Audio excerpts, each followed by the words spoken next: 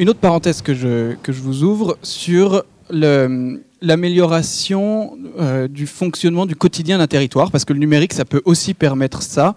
C'est-à-dire que là, on s'éloigne un peu de la question de la démocratie, vraiment. On s'éloigne complètement de cette idée de parlement et citoyen pour se dire le numérique, il peut améliorer finalement la gestion quotidienne.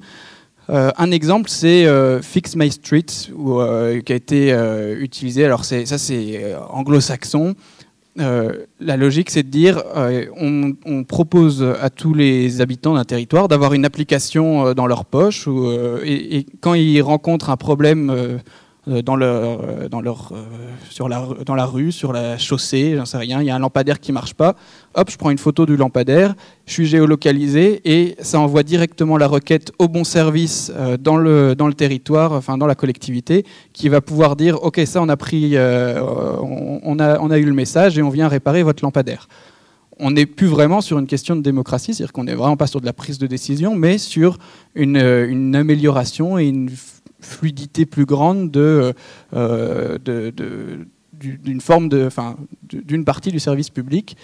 Et finalement, toutes les logiques de smart cities, c'est-à-dire de villes plus intelligentes grâce au numérique, c'est aussi des choses qu'il faut prendre en compte parce qu'il y a des capteurs, des services numériques, etc. Tout ce qui est la dématérialisation.